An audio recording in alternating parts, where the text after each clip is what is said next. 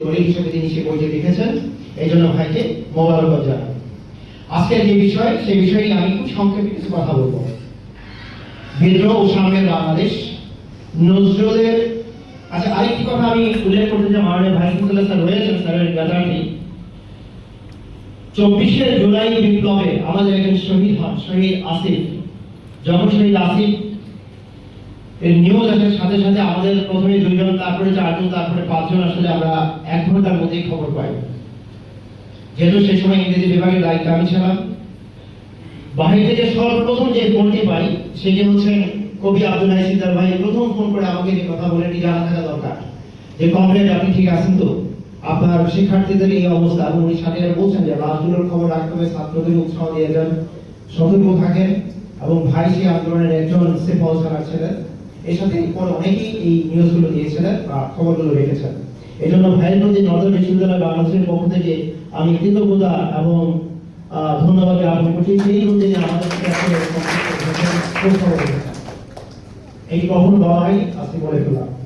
আসি এবার আমাদের আজকে যে আলোচনার বিষয় সেই বিষয়ে আমি একটু আসতে চাই। বিদ্রোহ ও সাম্যের বাংলাদেশ, নজরুলের শিল্পী তারুণের জয়গান। সর্বপ্রথম আমি যদি বলি, তারুণের জয়গান নজরুল বরাবরই গিয়েছেন।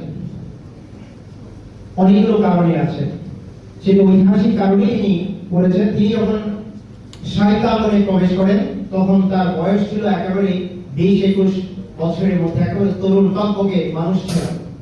আবার ঠিক সেই আমি যেটা বলছিলাম ঔপনিবেশিক শাসনের বিরুদ্ধে তার যে লড়াই ছিল, যে সংগ্রাম ছিল, যেখান থেকে সূত্রপাত ঘটে 1757 সালে 23শে জুনে পলাশীর যেই ষড়যন্ত্র, সেই ষড়যন্ত্রের যার বিরুদ্ধে হয় নবাব সিরাজউদ্দৌলা, তিনি একজন তরুণ ছিলেন।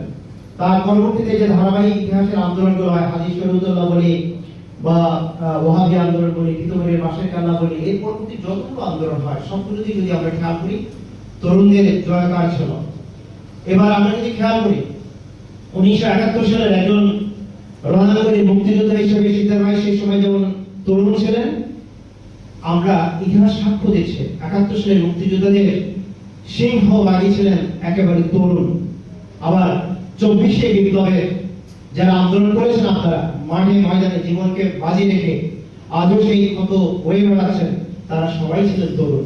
তার মানে নজরুলের যে লিগ্যাসিটা আছে পুরোটাই তরুণ। এবং 24শে বিপ্লবকে যদি আমরা ধরি সামনে, সেই বিপ্লবের মাঝখানে নজরুল খুবই প্রাসঙ্গিক। কারণ সাংস্কৃতিক আন্দোলন ব্যতীত, অনুপ্রেরণা বা জাগারিয়ে ব্যতীত কোনো আন্দোলন তখন সফল হয় না। সেই আন্দোলনের প্রধান ইমাম ছিলেন কাজী নজরুল ইসলাম। আমরা জানি যে কাজী নজরুল ইসলামের গ্রাফিতি, তার গান, তার কবিতা, কারণ লৌহ কপাট, বলবীর বল, উন্নত মমশির, এই ধরনের যতগুলো বিষয়, অথবা শিকল বাংলার যে গান, এই সবগুলো বিষয়ই সেখানে প্রাসঙ্গিক ছিল।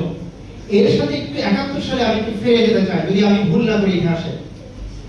আমরা জানি কালুরঘাট থেকে যে স্বাধীনতার ঘোষণা আসে, এরপরে বাংলাদেশ বেতারকে পাকিস্তানে কিন্তু বোম্বিং করে অনেকটাই, মানে সেই সময় তো পাকিস্তান বেতার ছিল, সেটাকে ধ্বংস করে দেওয়া হয়। সেটাকে